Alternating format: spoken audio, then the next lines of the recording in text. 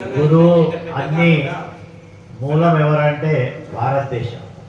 భారతదేశం ప్రపంచానికి ఇచ్చింది యోగా.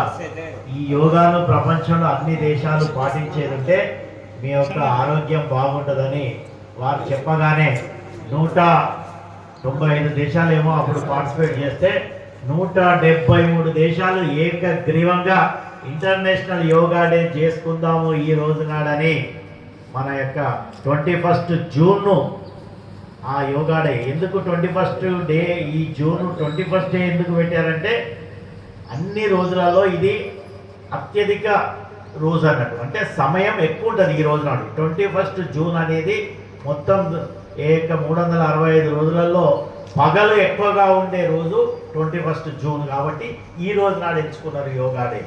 యోగా అనేది సంస్కృతం నుంచి వచ్చింది యుజి, అంటే టు జాయిన్, టు యునైట్, జోడించడం అన్నట్టు. దేన్ని మనస్సును అంటే మేధస్సును, శరీరాన్ని, ఆత్మను మూడింటిని జోడిస్తుంది. జోడించి మన శరీరాన్ని ఒక్కదానికి తీసుకొచ్చి బాహ్య ప్రపంచానికి కూడా జోడించేదే యోగా. ఇది సాధన కనుక చేసేది ఉంటే అందరికీ ఫిజికల్లీ, మెంటల్లీ, స్పిరిచువల్లీ అందరి యొక్క ఆరోగ్యాలు బాగుంటాయనే యొక్క సందేశాన్ని ప్రధానమంత్రి నరేంద్ర మోడీ గారి మొత్తం ప్రపంచానికి అందజేసింది. కాబట్టి ఈ రోజు నాడు మనమందరం హనుమకొండ జిల్లా భారతీయ జనతా పార్టీ ఆధ్వర్యంలో ఈరోజు మరి యోగా దినోత్సవాన్ని మనం జరుపుకోవడం అనేది సంతోషం.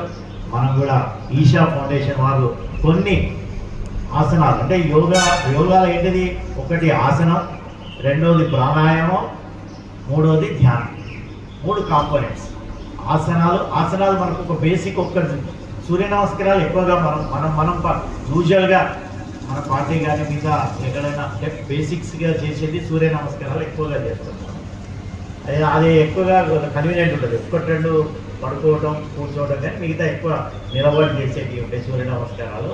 అది బేసిక్స్ కంపల్సరీ అందరూ నేర్చుకోవాలి. ఇక్కడ కొన్ని చూపించారు.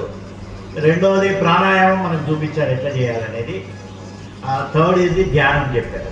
సో ఈ మూడింటిని కాంబినేషనే yoga.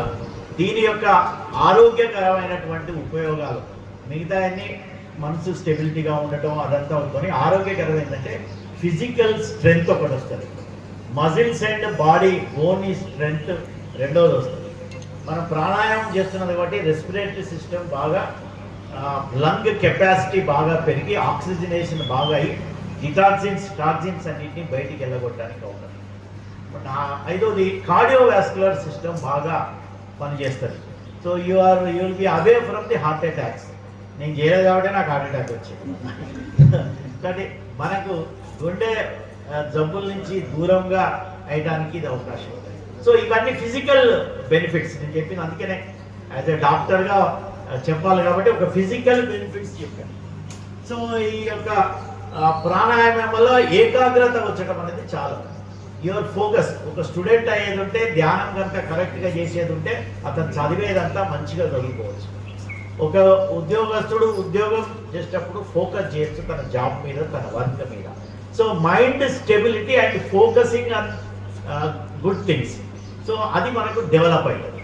And another thing is equilibrium balance. So మనిషి ఒక బ్యాలెన్స్గా ఉండటం, ఈక్విలిబ్రియంతో మెయింటైన్ చేసుకుంటూ ఉండటం అనేది ఇవన్నీ మెడికల్కి సంబంధించినటువంటి లాభాలు. కాబట్టి సో ఇటు ఫిజికల్ లాభాలు, మానసిక లాభాలు, as a man, as a holistic అంటుంది. హోలిస్టిక్ అంటే మొత్తముగా అన్నట్టు మానవుడు ఒక సమగ్రమైనటువంటి మనిషిగా అవుతాడు. కాబట్టి దాన్ని ఏమంటాడు, యోగా చేస్తే ఏమొస్తుంది అంటే యోగ్యుడు అవుతావు. You will become an able person, holistic personality అవుతావు. నిన్న వెంకయ్యనాయుడు గారు కూడా వారి స్పీచ్లో యోగా చేస్తే ఏమొస్తుందంటే యోగ్యుడు అవుతావు రాదు అని నిన్న వెంకయ్యనాయుడు గారు రిజిస్టర్డ్ చెప్పింది. కాబట్టి మనం అందరం యోగ్యులు కావాలంటే యోగా చేద్దామా? గట్టిగా అనట్లేదు, చేద్దామా? ధన్యవాదాలు అందరికీ.